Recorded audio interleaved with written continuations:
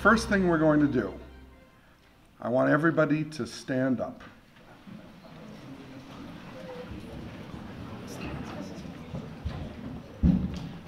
I want everybody to move to the right 12 inches. I want everybody to move to the right 12 more inches. Congratulations. You have all learned a very valuable lesson about college students. All of you are now 2 feet closer to out the door. And that is what college students do. They vote with their feet. You may all sit down.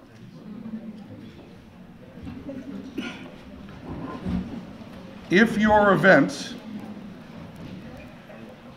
is not fun, if your event is not interesting, they will vote with their feet and they will be gone. Or if they perceive it not to be fun or interesting, they won't come in the first place. And they're not being rude when they get up and go, but you're competing against their cell phone. You're competing against them texting to something more likely fun for them. And we have to all be cognizant of this. And again, they're not being rude. That's the generation today. I represent Alpha Epsilon Pi fraternity. We are 101 years young this year. And we're going to give you some general information. First, about fraternities. Fraternities and sororities are as American as apple pie, baseball, or hot dogs. Phi Beta Kappa was the first fraternity, and it started in 1776, when America began. That's how old fraternities are and sororities in America. In general, fraternities and sororities predate every organization in the room, every organization at this conference. There are 74 fraternities and 30 sororities. The interesting thing about them is that they are mainstream America. And that's the key for us, specifically for AIPAC. Because they're mainstream America, we can approach and recruit a large majority of unaffiliated Jewish students who we know are very likely to lose their Jewish identity. And that's what we focus on when we recruit and we rush. The mainstream Jewish kid who's not going to walk into any organized Jewish entity on campus. But fraternity, that's apple pie, that's America. That's something, there are 50 of them on campus, or 30 of them on campus. And that's something that they say, you know, I might want to be interested in that. I'm going to check it out. And for the Jewish kids, who we all know are hiding under rocks most of the time, we have to go find them. And bringing them to AIPAC sometimes is a lot easier. And then we get them involved with Hillel and Chabad and AIPAC and all of our partners.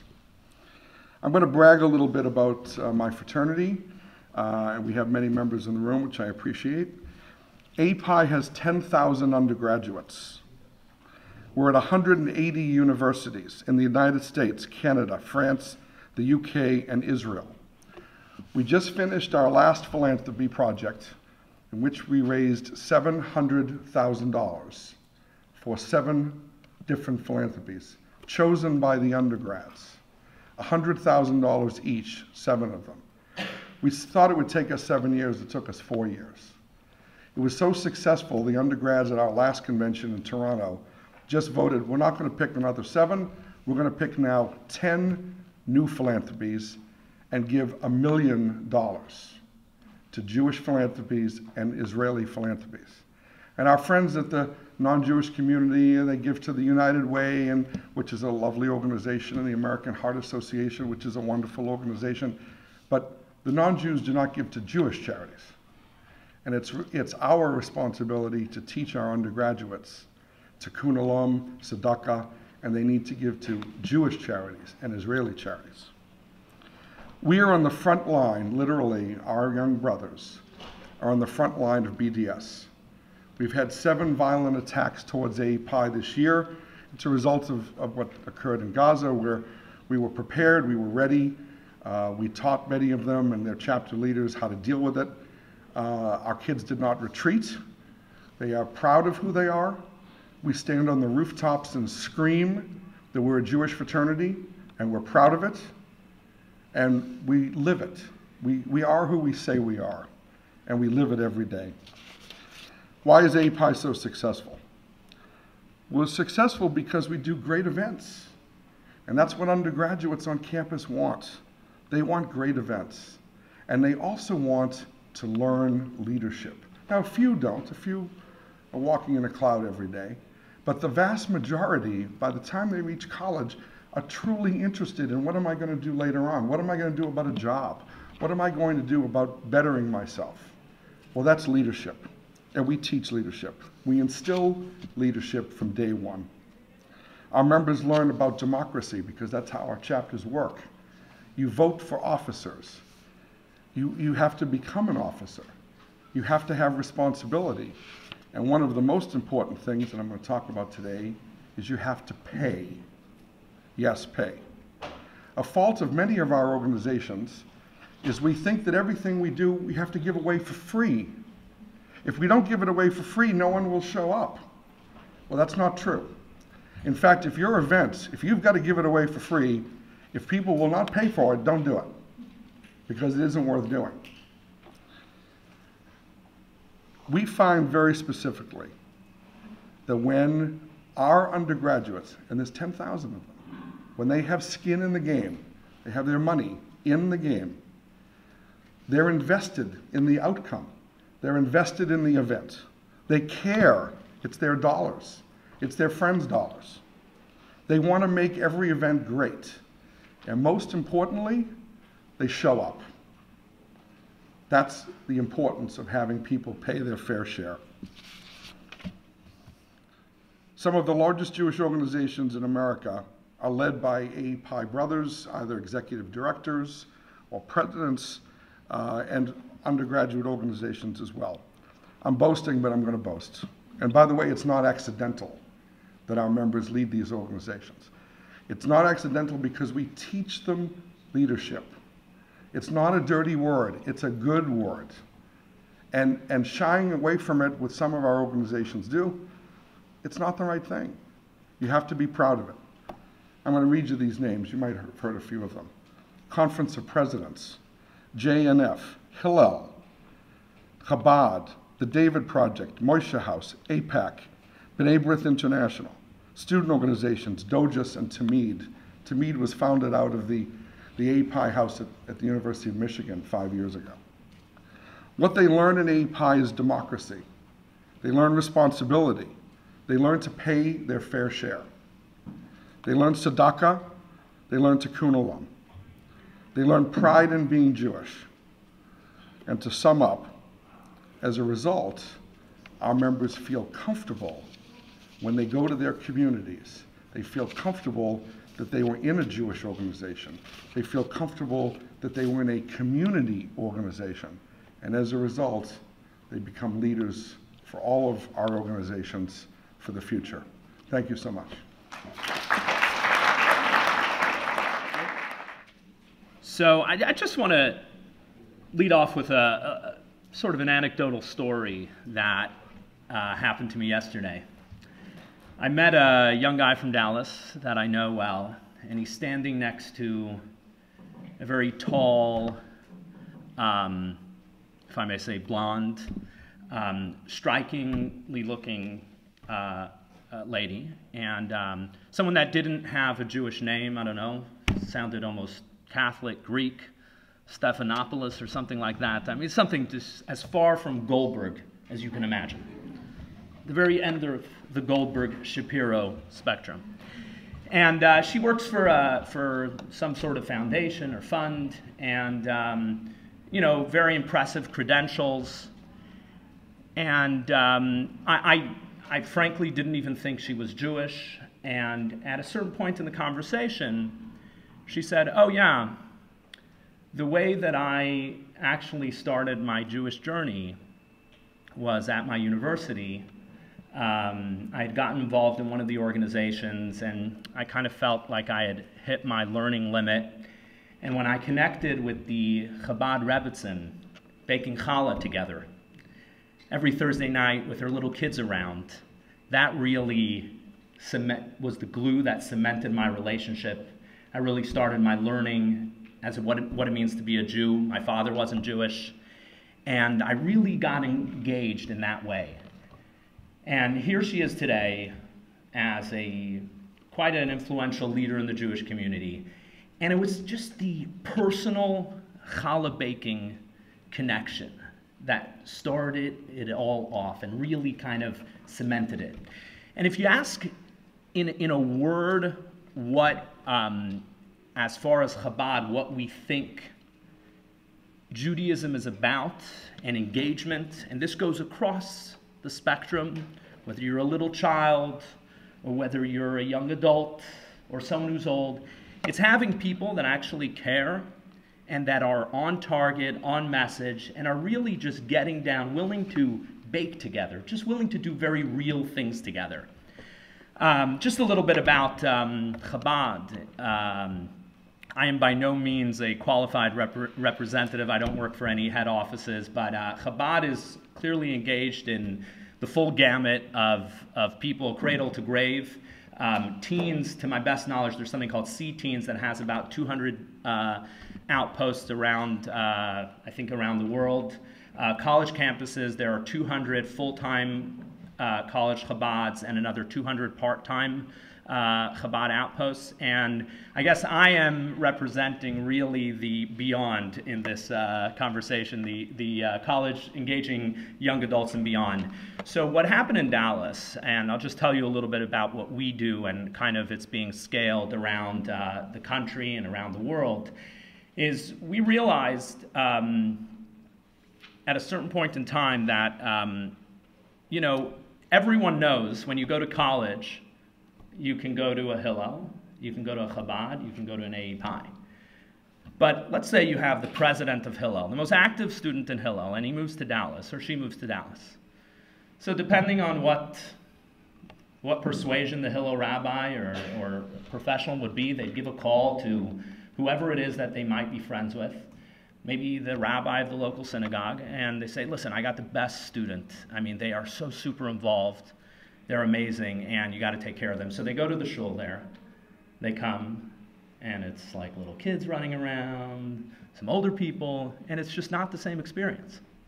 And what's happening, effectively, is that there's no natural progression from college where you have a captured audience of similar age people. You had this in college. You had this as teenagers. You suddenly go into the larger cities, and what do you have there? You don't have any national brand. You don't have any national entity that's really continuous. The only thing that exists is Moshe's House right now as a national brand. And you really didn't, certainly when I started, you didn't have this concept. And basically what's happening is all these people are super engaged in college, but they leave the second they go to the big cities because it is no longer based, they don't have a community. So we decided what we're going to do is we're going to take young adults, and I just call them young adults, post-college till before you have kids. We're going to take these young adults seriously, not as a means to an end, not as the future, not as, say, the future donors of our organization or to make our current donors happy because their children are involved, but really take young people, 25, 26, 27, 23, take them seriously and build a community around these people. And this is what we're doing at Chabad right now. We're guys like me and our wives and women are going around to different cities and really creating little communities that are 100% focused around young adults. And thank God we've been really successful. I mean, Dallas is not New York City, but we get numbers that are impressive in New York City. We throw a big Shabbat dinner twice a year called Shabbat Under the Stars. We'll get as many as 400 young people there, all paying. We had a dinner this past Friday night there was about 200 people, $50 a head, $360 a table. Probably 80% of it was table sponsors by young people. Now, how do we do that? Here's the takeaway stuff. It's very simple. Call up a few people and say, hey, would you host a Shabbat table? We're throwing a big event. Would you host? And people, it's a very simple model, but you empower people to little community leaders themselves, and you get them involved.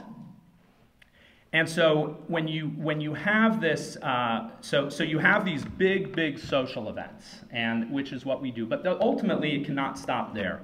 We feed those social events. I view them in the way we look at our algorithms and how we judge our success. We put all the big social things in the marketing section. It's all marketing. Yes, the Jews get together, but it's marketing to develop relationships, bring them for a Shabbos.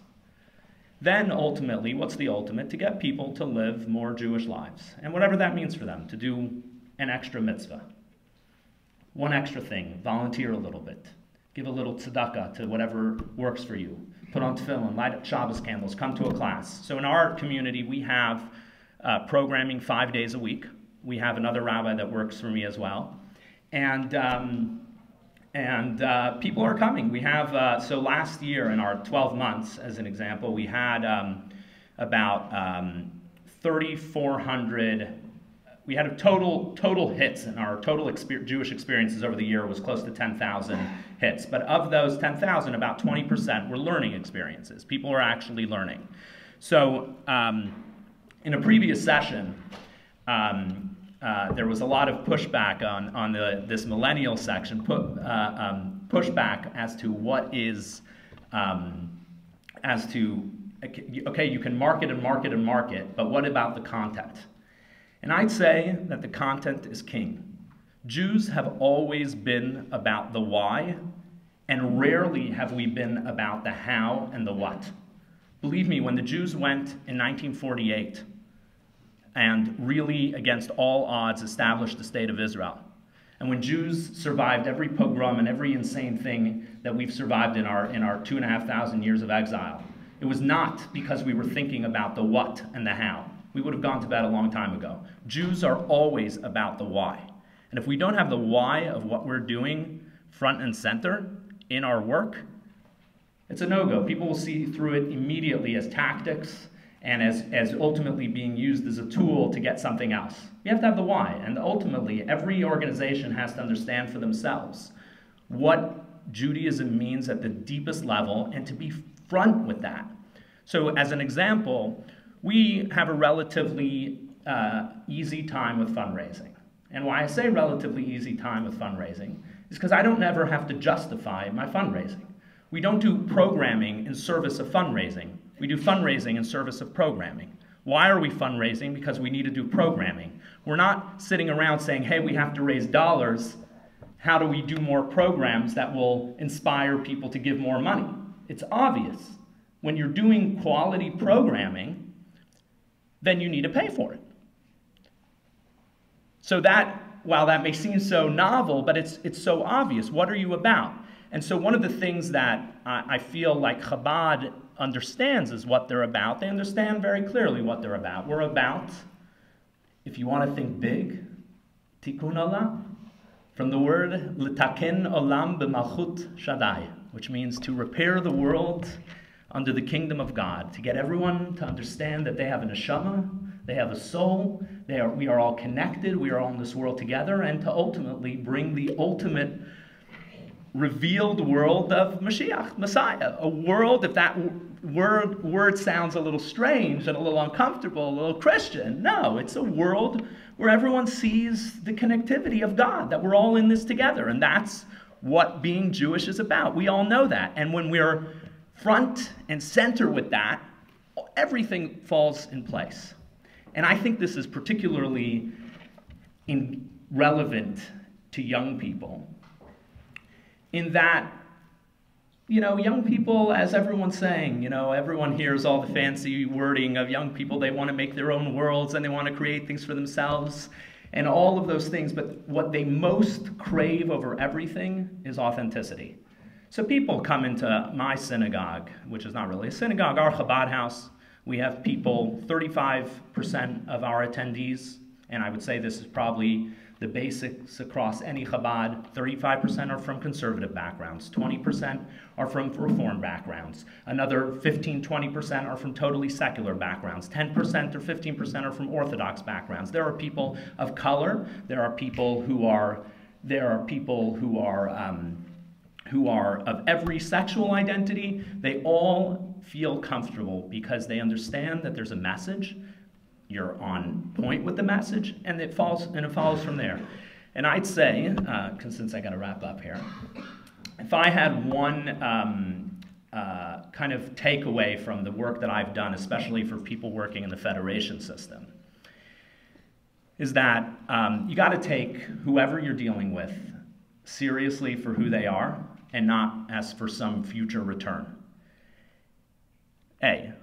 B, whoever's doing the work has got to be able to do the work and able to make the decisions about the work, because young people, you have someone who's in their mid-20s, they could be a business owner, they won't want to hear how you have to check with the board and you have to ask permission to do this, permission to do that. You got to have the ability to execute.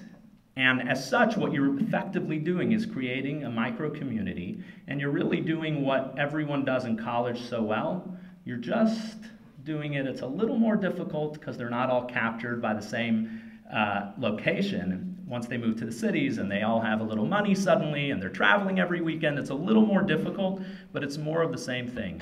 It's focused, be on message, be authentic, and it all ultimately comes from there. So yeah, that's what we're doing, and I guess we'll get plenty of our questions in Q&A. But one little correction, by the way. Chabad's 250 years old. I said the oldest in the room. So let me get this straight. How many of you are actually looking to be more successful in engaging young people, students, next generation? Raise your hands high. It's easy. You just work at it until drops of blood form on your forehead, and then you just work at it 10 times harder. I think there's a lot you can learn from the people who've been most successful at this. But I don't think any of it is going to make a difference unless you accept the fact that this is both very, very hard work and very, very necessary work. I understand that this is being filmed. It's possible that Israel's detractors and the haters of the Jewish people will tap into these lessons and know how to engage their people, but I'm not worried, because knowing how to do it while necessary is not sufficient. It takes a level of dedication that is almost unimaginable for most communal professionals or grassroots political organizers. And I think you just have to come to terms with that. I'm delighted to share a stage with AIPAC and Chabad. They are the best in the business. I'm just not convinced that they understand why they're as successful as they are. You know that AIPAC has been fairly successful in attracting people.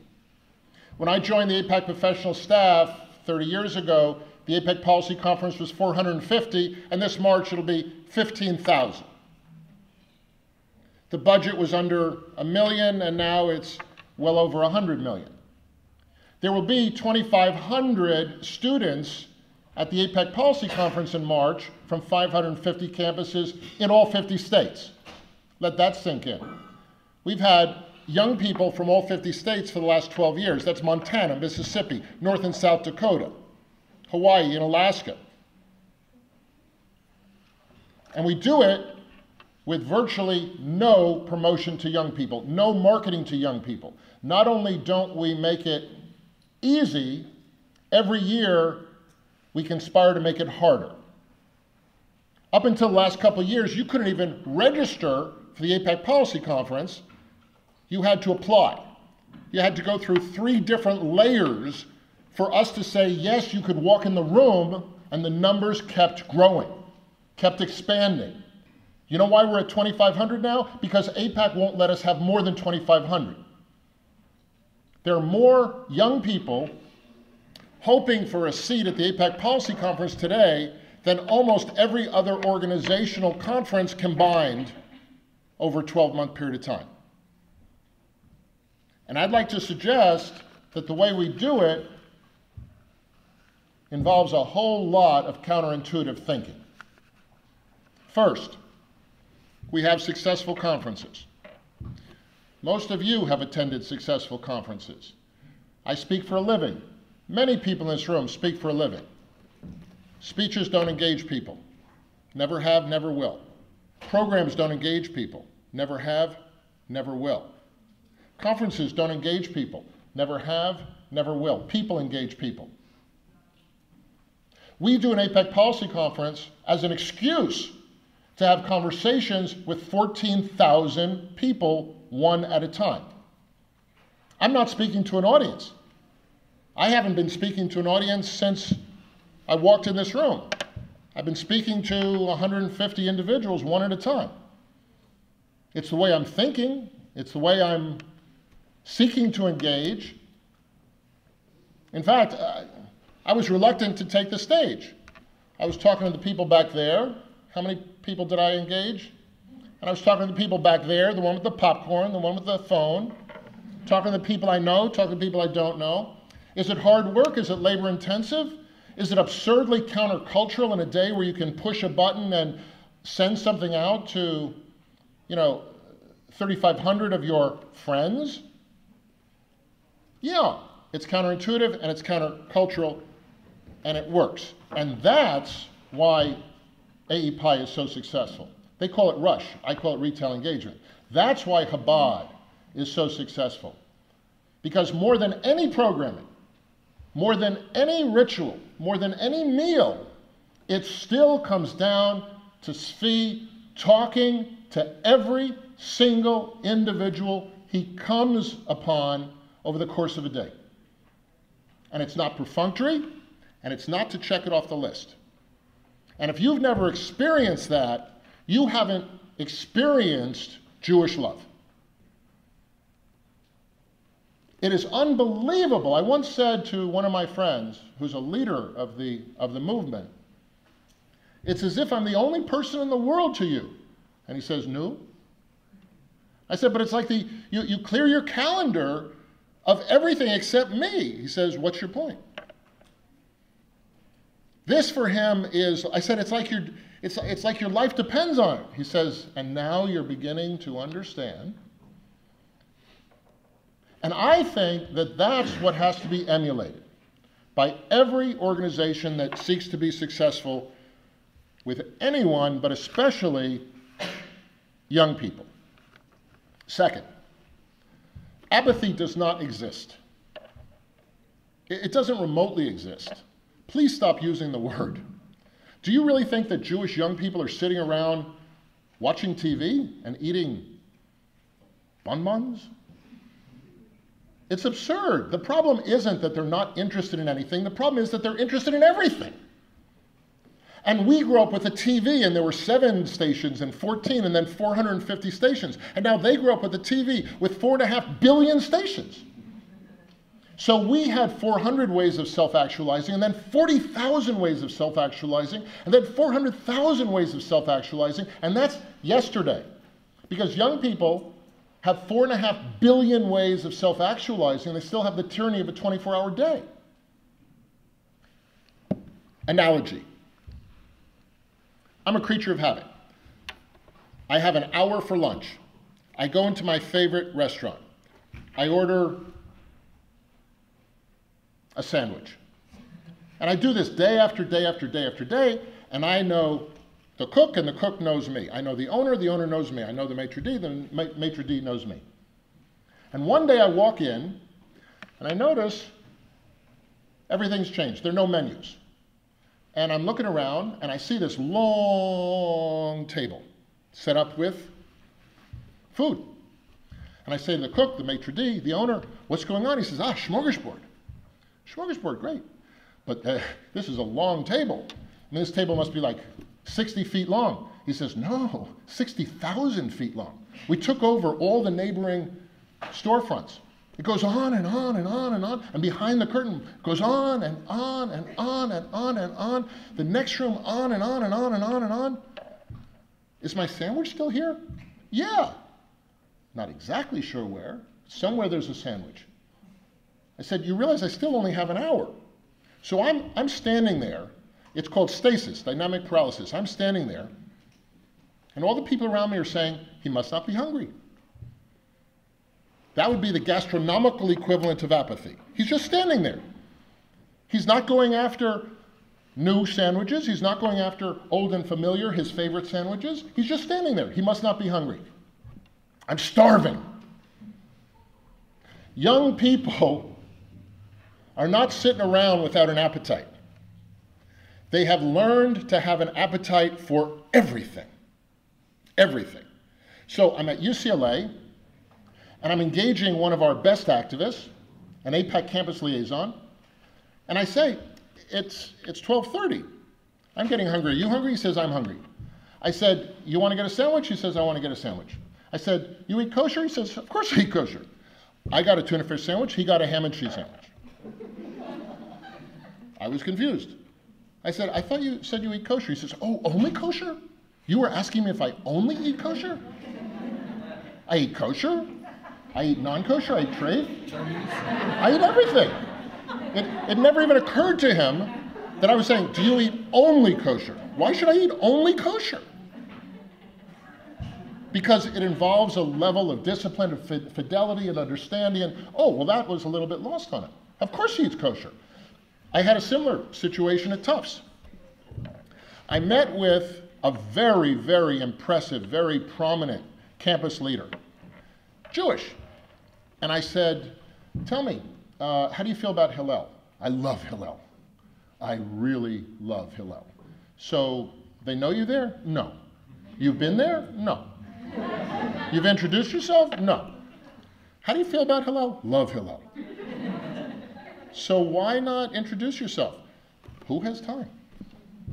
I've got a lot on my plate, an enormous amount on my plate. Okay, but I'm not just identifying the challenge, I'm identifying the solution, okay? So I asked a student at University of Illinois, hey, birthright, yes. Involved with Hillel? Yes. Also Chabad? Yes. AIPAC? Yes. Poster child for activism. I said, listen, there is a pro-Israel rally on Tuesday. I think this is tailor-made for you. Yeah, but you said Tuesday? Tuesday. How much time? Maybe 2 hours. Overextended. Tuesday, this Tuesday, 2 hours? Can't do it. Hey, did somebody tell me that you're a whiz in your statistics class? Well, I do okay, I guess. You know, I want that rally to be representative of the campus body. It involves something called an algorithm. I have no idea how to do it. Do you know how to make sure that I have a representative sample? Well, it's pretty basic for me. I said, not basic for me. Pretty basic for you? Pretty basic. Could you help me with this? How long would it take? 6 hours. By when? Tuesday? No problem. You laugh, but think about it. There are 2 banks of hours, not one. There's a bank of discretionary hours, and we each have too few. Then there's a bank of self-actualizing hours, and it's unlimited. In the first case, I said, will you come to a rally? That means, will you give me a little bit of time from your bank of discretionary hours? And it's a zero sum, and they didn't have it to give. But in the second case, I offered to make a deposit into the bank of self-actualizing hours. And this is what they do. They're becoming. And to the extent that we do the most fundamentally Jewish thing you can do, which is not to treat people as interchangeable, not to treat people as fungible, and never ask any unique individual to do something that any individual can do. Stop asking people to go to rallies. Stop asking people to attend meetings. Stop asking people, begging people, pleading with people to come hear speakers. Because whether they realize it or not, what you're saying to them is, you're nothing to me except a number. And I'll tell you something about this generation. There's not one person in this generation that thinks of themselves as anything less than unique, which, by the way, is the first blessing of Judaism, right? We don't even count people, for goodness sakes. Everyone is that unique. So It means getting to know who you want to engage at such a deep level that you would never ask them to do anything without knowing that they themselves would think of it as a gift, that the ask is a gift. The ask to participate is a gift. And if it's not a gift, if there's literally something you want people to do that's not in any sense self-actualizing, you really shouldn't, can't, mustn't ask them to do that. And by the way, I'm not talking about asking them to eat fudge and not asking them to stand in the rain. It is so much easier to get kids to stand in the rain than to eat fudge. Because what kids really crave is meaning and relevance. They want to make a contribution, and we call it the power of the ask. Harvard, Kennedy School, Institute of Politics did an interesting survey in the last election. They asked young people, are you inclined to vote? Are you inclined to go to a political campaign rally? Are you inclined to volunteer your time for a candidate of your choice? And the numbers were like 65%. And then after the election, they went back, they asked the exact same people who actually did vote, go to a rally, or work in a campaign, and it was 34%. No surprise. They were curious to know what the differential was, what the variable was. You know what it was? Everyone was inclined to do it. Only a certain number of people actually did it. The people that did it over the people that didn't do it, since everyone was equally inclined, the people that did it were asked by a friend. Asked by a friend. Not a speech, not a website, not a leaflet. A friend asked them.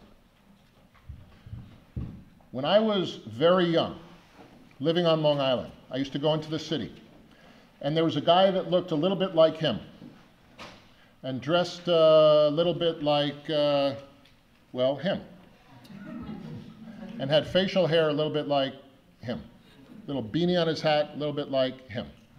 And I'd get off at Penn Station, and he'd approach me and he'd say, are you Jewish? And I'd say, I'm Jewish. And he says, have you laid tefillin? I said, no. And he says, would you like to? And I said, no. And that happened once. Weeks later, it happened again. Months later, it happened again. It wasn't my tradition. It wasn't my focus. It wasn't my interest. And one day, because I was kind of a wise guy, I said to him, you're not very good at your job. He says, what do you mean? I said, well, you never got me to lay tefillin. And I never saw you get anyone to lay tefillin, frankly. So how many people do you actually get to lay tefillin over the course of, 8 hours? He says, well, it's a small number. I don't know if I actually keep count. It's a small number. I said, so you got to admit, you're kind of a failure. He says, it depends what you think my job is. I said, well, I think your job is to get me to lay tefillin. He says, not really. My job is to let you know that somebody cares enough to offer you this gift. My job is that you should know that a stranger who's a member of your extended family loves you enough to keep asking. So he said, you have to admit, I do my job very well. Did his job superbly well. That's retail. It wasn't a speech. It wasn't a program. It wasn't a free meal. It was somebody caring enough to make that contact again and again and again and again. And yes, Adam Teitelbaum and I wrapped tefillin in the morning at AIPAC. And if I could track him down, I'd go back to the very first guy to say thank you, right? Because that's why we do it, because somebody made that impression. And when you're the most successful fraternity in the whole country, do not tell me it's because you have better parties. No. It's because you attract people who make it their business to let other people know that they care enough to ask and to ask again and to ask again and to ask in a way that is, call it ubiquitous customization, because no two asks are alike. No two asks are alike. And that, I think, is the secret of this. But once you've internalized all this, you've got to decide how much you care about engaging the next generation. Because after these presentations, if you keep doing programming,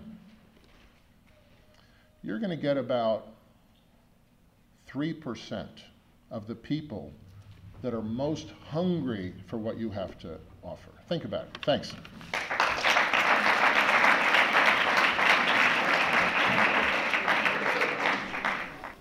I know on my campus and across the country there are so many students who want to engage on their own set of issues and visions. And for them, it can be a variety of things. Biggest, of course, is ending occupation in Israel and creating the opportunity for Israel to remain a Jewish and democratic state. It's critical for young people. And I'm curious how you might address that exodus of students from our communal spaces who feel like that issue isn't being addressed in a way that engages their values. And this is for anyone who wants to jump in. So thank you. I have absolutely no problem with the assertion that there are some Jewish young people that are drawn to the issue in the way you've articulated it. But it would be a terrible mistake to think that most Jewish young people are thinking about Israel, or thinking about the occupation, or thinking about ISIS, or thinking about China.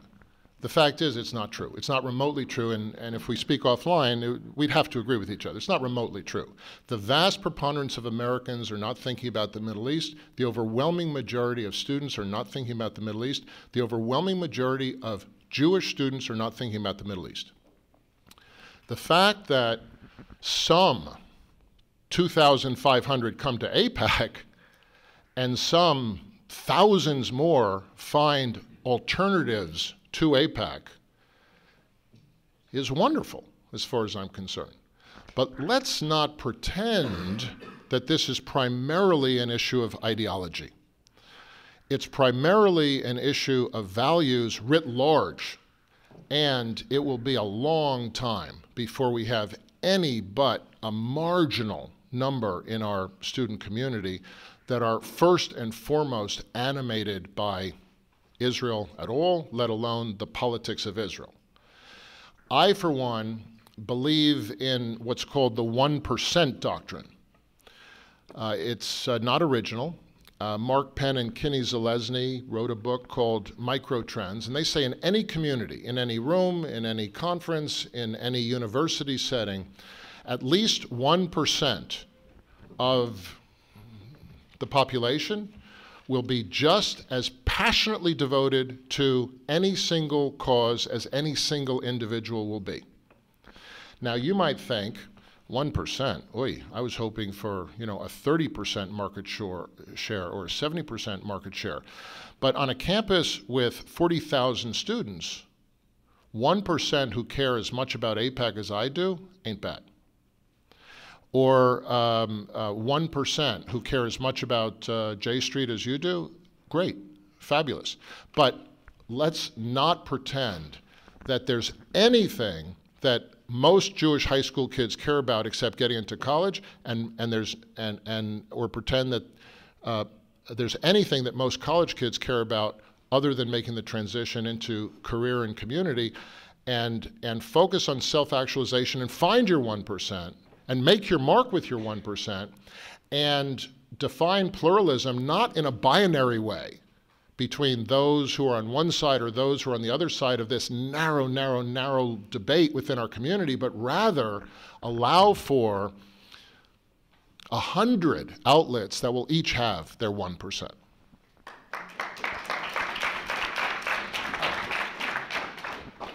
I concur perfectly. I couldn't have said it better. I just add that you're certainly welcome, or anyone that cares about Israel, whether on one side of the political divide or the other, is welcome at your local Chabad house. In fact, if over Cholent on a Shabbat afternoon is one of the most beautiful places to duke out the issues, not in a hostile environment where people are hiding behind placards and whatnot. Rabbi Jonathan Sachs said something yesterday which was so profound. He said, "We do not need to agree with each other. We have to show each other that we care about each other. Listen, we all disagree. Somebody once wrote a really stinging disagreement to the Lubavitcher Rebbe about some position that he had, and the Rebbe wrote back to him, okay, I hear you. Now there's 612 other mitzvahs that we can agree upon. And that's really what the key to engagement is for us at Chabad. And let me just say, I couldn't agree more. Let me just say that for 30 years, I've been personally mentoring people that share, as far as I can tell, your view 100%. This is what I do. In other words, what you've just articulated. In other words, people who have no use for AIPAC are still members of our family. And when they turn to somebody with more experience for help navigating the transitions, it's incumbent on us to help.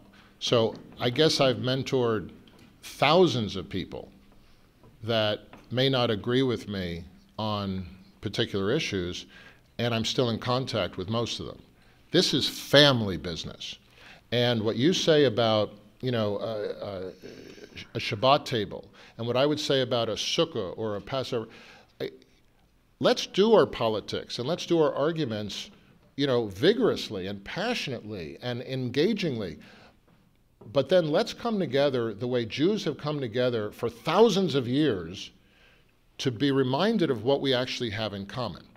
And I mean, those are the most magical moments. Those are the most magical moments when all the politics actually goes on hold and we come together to do what Jews do. Hi, my name is Daniela, and I'm a student at University of Chicago.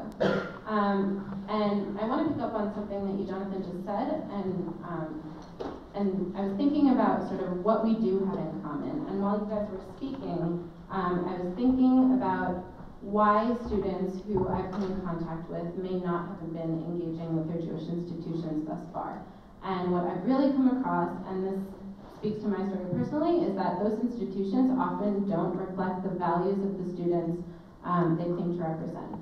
And I think focusing on what we have in common are the values that we were taught growing up by these Jewish institutions. And it's really important to me and to my fellow students that these institutions act in accordance with those values and not simply accept that certain constituencies within them have certain viewpoints, but really take action behind them. And I know recently the Youth Labor Party in Israel asked American Jewish institutions to sign on to a letter saying, we oppose the Israeli bus segregation law that recently came to Knesset. And that's an action that American Jewish institutions, in accordance with their values, can take. And I'm wondering if any of your institutions are planning on doing so. Again, I personally have no problem with special pleading for your parochial interpretation of Jewish student values, as long as you understand that not everyone's priorities, not all of your peers' priorities are identical to yours. And it's a matter of mutual respect at a much, much, much deeper level than we've yet seen discussed. You should passionately put forward this view, but please don't be dismissive of the enormous majority of Jewish students who are not self-actualizing around that particular set of values. And you could be horrified and you could be dismissive, but then you'd be guilty of the same thing you're accusing the institutions of. The institutions were created by people. They were created by your parents and grandparents and great-grandparents. They are stakeholders. They have an enormous amount invested in the values that they feel are highest on a list of a multiplicity of values. Every generation is doing what you're suggesting. It's challenging the values hierarchy. And that's A, what you should be doing, and B, what everyone, including your parents, grandparents, and great-grandparents did. But it takes a lot more than asking. It takes a lot more than complaining. It takes a lot more than striving. It takes working so incredibly hard, and that is how the institutions became the institutions they are today. Because somebody rebelled against the sectarian, the parochial, the tribal of past generations. So kol hakavod, keep on keeping on, but please don't think that this is simply a matter of asking and asserting. So in our particular case, one of the things when we talk about tikkun olam and what everybody again also has different opinions as to, well, why should I raise money for X or Y? I don't agree with that outfit, or this outfit I like better. So we put it to our undergrads because there was no, as you said, no singular thought process. And we have our, and I'll give you from the 7 we had, the 7 philanthropies we had. Keshet, which is in Chicago for disabled kids. Leket, gathering food to give to poor people, both Israelis and Arabs. JNF, well, nobody can argue with water, that's a good thing. Save a Child's Heart, half of the hearts that Save a Child's Heart give go to Palestinians. FIDF, some people don't want to touch that with a 10-foot pole. I don't want to raise money for that, that's not my thing. Sharsheret, Jewish breast cancer. I don't think anybody's going to fight that. LM for youth in trouble, drugs and things. And some people say, well, I don't, that's a bad part of town in Tel Aviv. I don't want to, in other words, we can't say it's one thing. Politics, everyone has their own opinion or 2 opinions. But we want to give, I think all of us, the idea to the undergrads to pick different things that you like. But we hope, under the banner of Jewish and pro-Israel. We can disagree on politics, but we hope that it's under the same banner. Thank you. Hi, my name is Stacey. I'm from the University of Delaware. I'm a student. I kind of have 2 parts to my question. So the first part is, well, all these organizations are obviously fantastic support groups. How do you outreach to those students who may be a little apprehensive about having a Jewish identity and like joining a group that has such a huge Jewish prominence? And then after that, those who have reached out to these Chabad, Hillels, AIPAC, etc., how do we continue that strong Jewish identity when we go into the work world, when there isn't necessarily a group that's so prevalent on a campus that we can just gravitate towards? So like, how do we outreach to those, and then how do we continue our Jewish identity, and how do we continue to find Jewish identity? Magnificent question. Okay, so I'm kind of pushing the counterintuitive. Half of my staff of 16, half of my staff at AIPAC are not Jewish. And they are not religious Christians. And they literally run the gamut. They look like the American campus, they look like America, they look like the world. That is unbelievably validating for Jewish students. When non-Jewish students talk about their love for Israel, and it's from the heart, and it is not, as I'm emphasizing, evangelical. When Winton Stewart, from a historically black college, the Alabama State University, talks about his love of Israel and his appreciation of Israel striving to better itself and eyes open wide, it's not the African American students alone that are engaged, it's the Jewish students. And the most amazing thing we've ever seen with high school or college students is when non-Jews talk about their connection to Israel, and they sometimes reference the Bible, and the Jewish kids who stopped their Jewish education at 13 pick up a Bible. They want to know what it's all about.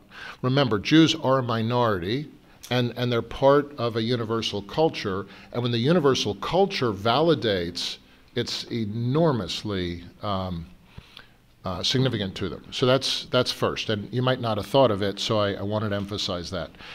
Second, and where's the, yeah, I'll tell you how we do it. What's your name? Stacy. Yeah. Delaware? Yes. Okay. Parenthetically, I need your help, and if you don't mind, I'd like to talk to you after. I need your help in Delaware. It's something very specific. It's something political. I don't have a lot of strength in Delaware. But if you're willing just to give me a couple minutes, Adam, you'll help me out. You'll talk to me? I forget the question, but I'm pretty sure I know the answer. You've all now seen an example of the personal ask, right? What I got from it is you asking about transition. From campus to the life to I would definitely suggest Hillel, Chabad. These are organizations. Jonathan's organization is political. My organization is a fraternity. If on campus you're looking for, how to do a challah or go to a Shabbat dinner or learn some things and get involved with other Jewish kids, that's really the best thing. And most of the time they have buildings, and they're great places to meet other people, and also to transition into life. And we're thrilled with all of our partner agencies that we work with. So that's what I would do. And not politics isn't for everybody. We hope it's for you, or Jonathan hopes it's for you. And fraternity and sorority isn't, but Hillel and Chabad are incredible organizations that do great things for so many people. I mean, we get, interestingly enough, this the other day, I got a beautiful letter from one of our members who met their wife at a Hillel dance. And the way he wrote it, it was so nice, it was so real. And that's the kind of thing that they offer. And that's the kind of thing, hopefully, as a transition into life, that's what I would be involved in.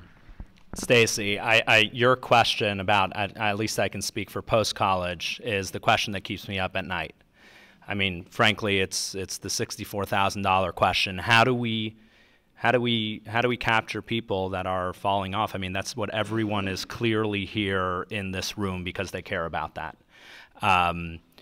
And, seeing that is why I really set out to create this model for, at least in the Chabad world, of places where somebody moves to the city and someone says, where are Jews, that there should be a clear address, clearly defined steps that one could take, that there's a clear community. You can go here, you can go to these things, and you'll find peers that you can connect with, whether you are politically involved, you just want to meet someone, you just want friends. I mean, Dallas has been, over the last 7 years, probably one of the top 10 cities in America for growth, so we really have that issue.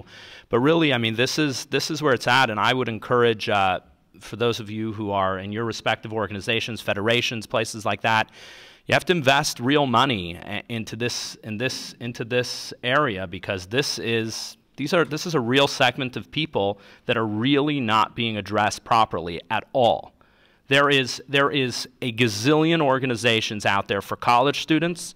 There's for teenagers, for people with kids, for this. If you think about just follow the money, ask your local organization, how much are they actually fundraising and allocating and spending on this millennial, Gen Y, Gen X, whatever you want to call it, young adult age group? It is paltry. It's shocking.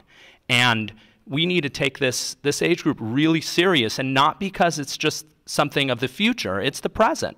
This is people that are making the greatest decisions of how to live, who to marry, how to define their own Judaism, and these are decisions that affect them in the present and will affect them for life. This age group is a really serious problem in Jewish life. And so yes, your question is a real question. It keeps me up at night. It should keep everyone else up at night, and we need to act. And my question really is, where's your chokmah from? And I'm going to ask if there's something specific in your background, an inspiration that brought you to do what you're doing, because I've learned a lot from you, and I just want to know what turns you on, how you got there. You start. Okay. I'll tell you a little story. So in Chabad, we do something called miftzayim. This, what Jonathan was talking about, standing on the street corners and asking people to put on tefillin, that's the crucible where we're all formed. And I'll tell you my little story. When I was 14 years old, in yeshiva, Friday afternoons, they would give us off. And I decided, I grew up in Los Angeles, I was going to go to Rodeo Drive. And, we were going to conquer Rodeo Drive. And I never forget, I got off on the corner of Wilshire and Rodeo, got out of the car, you know, timid, you're shaking, what are you going to do? What are you going to do? I get out, walk 2 steps, and a guy says, "Good Shabbos." So I look at him, I said, "You put on tefillin today?" So he says, "No." So I said, "Let's go put on tefillin." We walked into a bar. I was 14 years old. There's a bar right there. We put on tefillin, and that was the moment for me that I realized, and this was the gift that I think at Chabad we've been given, and we could all give that gift, that you can leave your little world and change one thing in somebody's life. It's just an amazing feeling. And I got that at 14, and I was hooked then. I love the question, but it's usually the question I pose to the students who say, I am the only student at Indiana University who cares about Israel.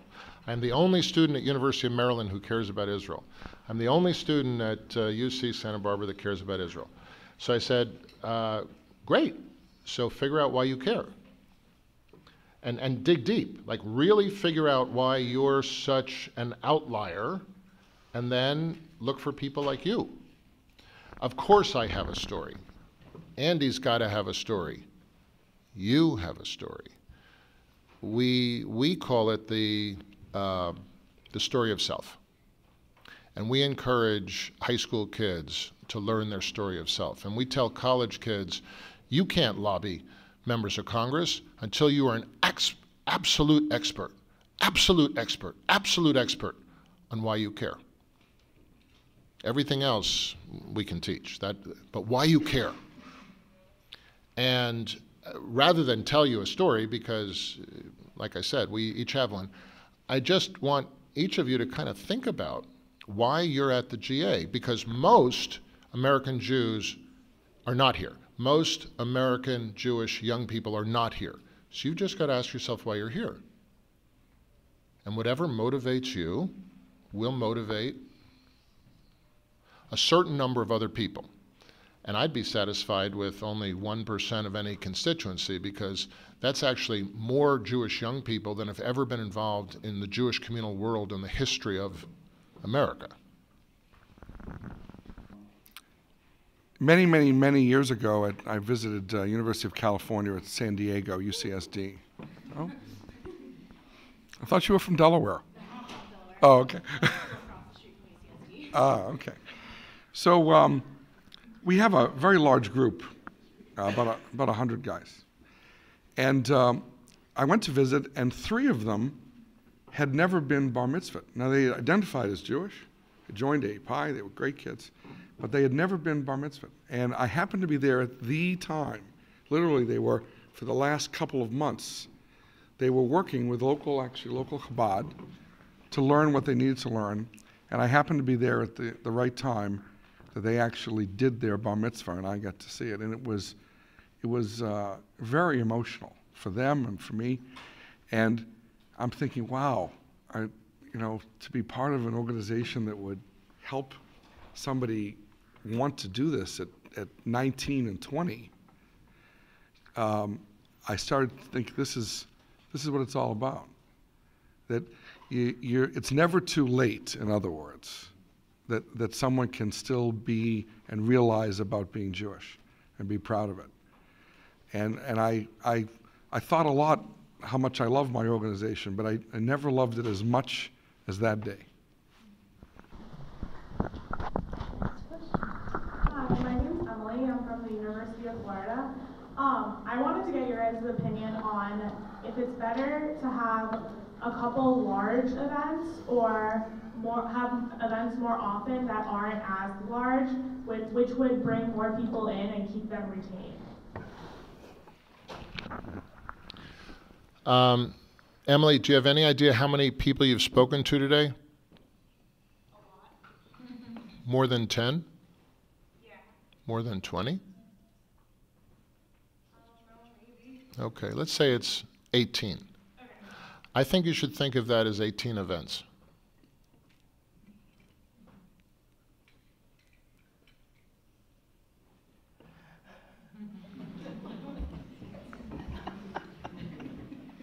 And I think that before the sun goes down, you should host another 12 events. And I think that at the GA altogether, you should probably host around 55 events and change the trajectory of 55 people. Change the trajectory of 55 lives. Next week, we're going to have 500 students participate in 3 days of AIPAC immersive training, 450 high school, 50 college students. We do it all the time. We do 14 a year. I'm hoping to have, 500 events over 3 days. Those would be 500 engaging conversations. That's how you accomplish what you're trying to accomplish, in my opinion. I'll just quickly say, I guess I'm less of an esoteric thinker, but I would say that it's an incredible question that you'll always struggle with. But I think in a very practical way, as running an organization, sometimes quantity makes quality. And depending on what the point of your event is, you have to think about, first ask yourself the question what the event is. If the event is marketing, it's got to be quantity. If the event is a content event, it obviously has to be quality. And you have to figure out constantly is what is this event's ultimate goal? And if you have that defined very clearly, you'll have your answer.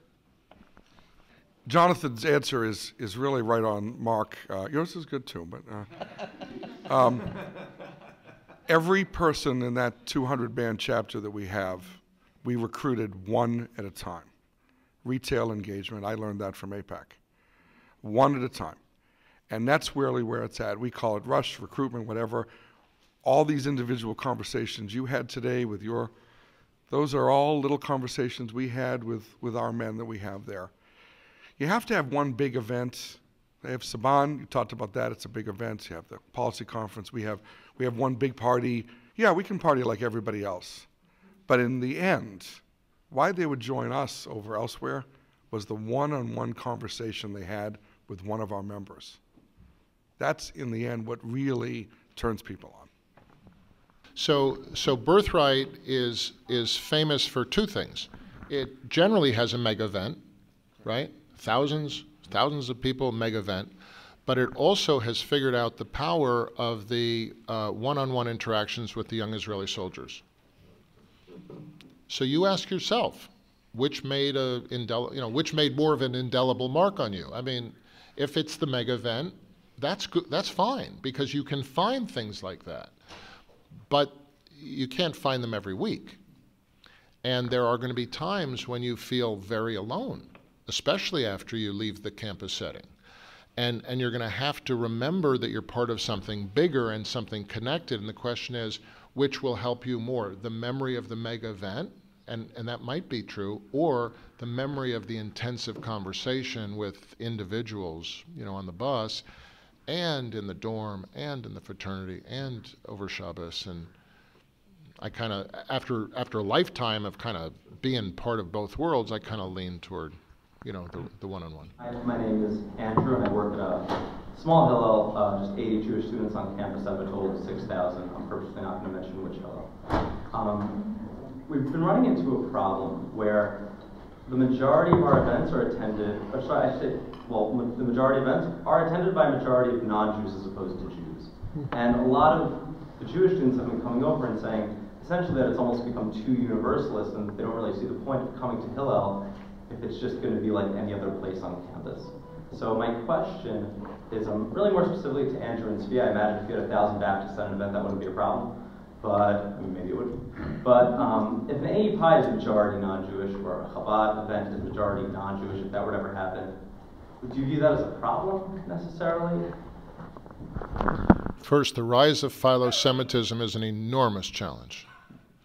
The fact that so many non-Jews, love Jewish things, yes, the Pew study, I'm being somewhat facetious, but you realize that your complaint is that a lot of non-Jews want to hang out with Jews in a Jewish environment doing Jewish things. I have a more specific answer for you, but I would say that that's something you could work with. We invite, because our members invite over their friends who are, many of them are Jewish, many of them are not Jewish, to different events.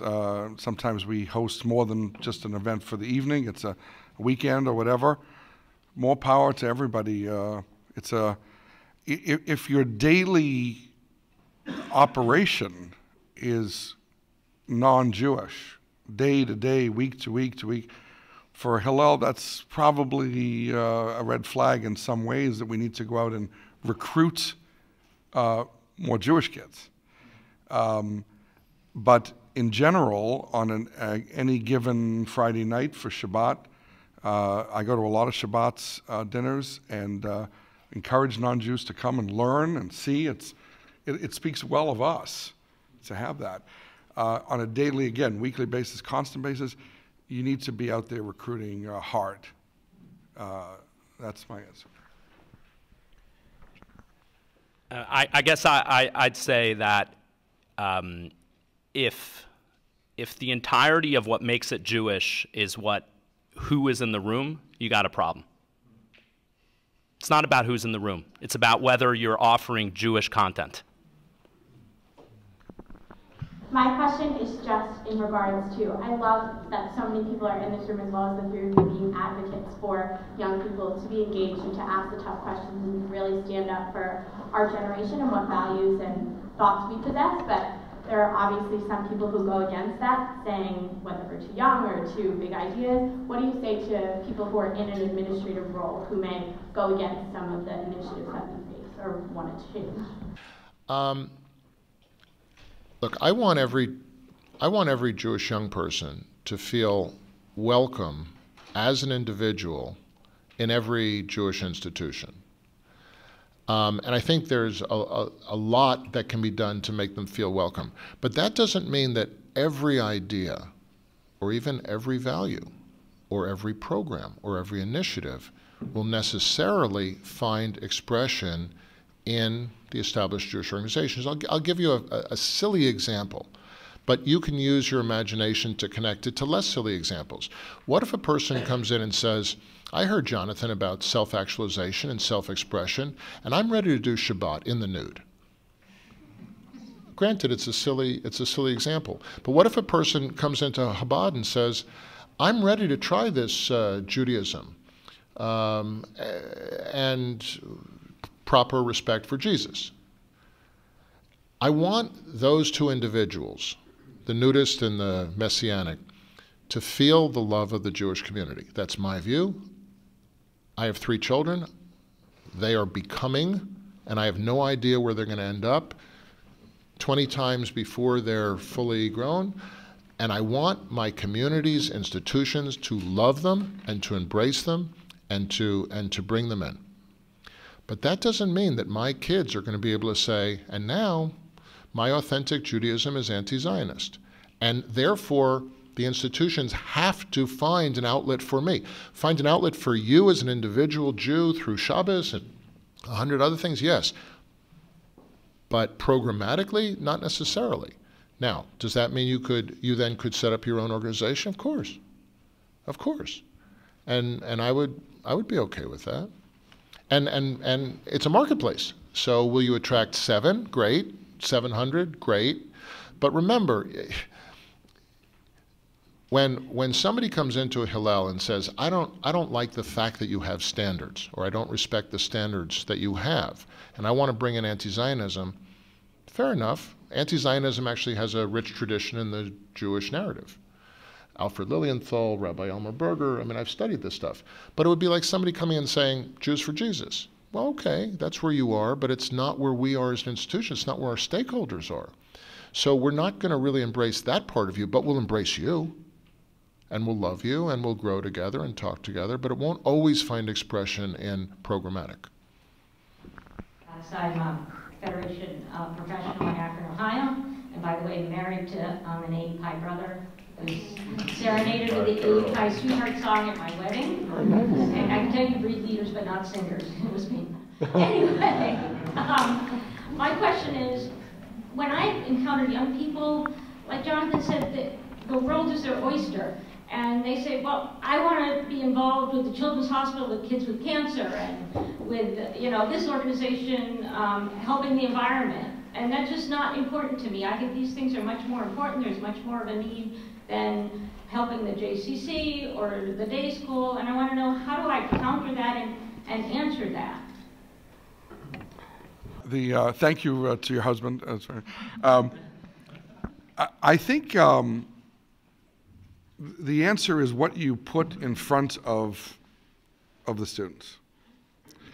If you put all kinds of various options for philanthropy and this hospital and that museum, and if you put all of these in front, they're going to probably choose one of those because that's where the masses are going.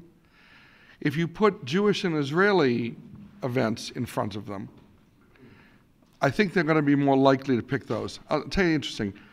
I talk to a lot of parents and they say, you know, when I grew up, my parents were very into Jewish stuff and I learned it, but I was, you know, I'm more of an American. I let my kid pick what he wants, do what he wants. He married a non-Jew, and then like, you know, I did the wrong thing. I should have been tougher. I should have been more insistent that my son, my daughter, be involved with Jewish things, be involved with Jewish schools, and not apologize for it. A lot of Americans apologize for, well, we have to help Israel. It's not an apology. It's got to be prideful and public. And then I think that the son and daughter will go along with that much quicker because their friends are going everywhere. And it's harder, quite frankly. You mentioned before, Jonathan, it's harder to go with the Jewish. But that's what we as parents need to do. Even though we'll get kickback from the kids, we need to put the Jewish things in front of them and insist on them marrying Jewish. If we insist on it as best as possible, can't do it 100%. But it'll be a lot better than what Pew is spewing out today. I'm very involved with Mazon, the Jewish response to hunger. So responding to hunger is not parochial, but Mazon allows a Jewish community to respond to hunger as an expression of a value. So I actually believe that there is a way to take the parochial and the universal. And I'm proud of the fact that there are Jews who are involved in non-Jewish hunger organizations and Jews who are involved in Jewish responses to hunger, and I hope that they talk to each other and I hope that they share what animates them. And I think that's true. I mean, I work with the Schusterman Foundation. The Schusterman Foundation probably has 100 different progressive outlets for Jews to do a lot of magnificent tikkun olam, and I love being part of that family. So that's the beginning of an answer. So before we end, if our panel could give one word or phrase that you want everyone in this room to remember before they leave when it comes to engaging young people in college and beyond, what would that phrase or one word be? I guess I'll start and say, be proud of being Jewish. That's the most important thing, without question. I want to thank JFNA and our members here of the panel and all of you for coming as well. This was a really great session. It was fun. It was fun. It was a good session. I learned a lot. Yeah. Go ahead. Oh, okay. The four most powerful words for those of us in the engagement business: I need your help. Works 9 times out of 10.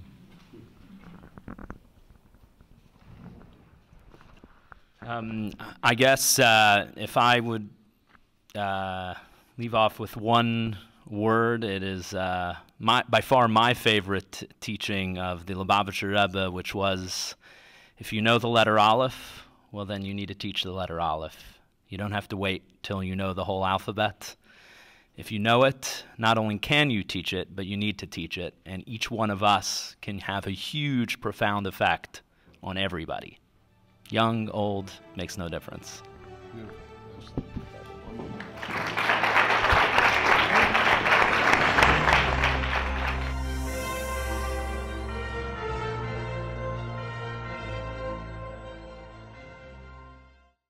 We would be pleased to send a complimentary DVD of this program to anyone who wishes to support Shalom TV on JBS with a tax-deductible gift of $36, double high or more, to the nonprofit organization Jewish Education in Media. Simply visit the Shalom TV website homepage and click on the Donate button to make a donation by PayPal or your credit card. And please indicate the program for which you would like a DVD. Or you can send your tax-deductible check made out to Jem, P.O. Box 180, Riverdale Station, Bronx, New York, 10471. And again, please remember to indicate which program you would like to receive with our compliments. And we thank you for your kind support.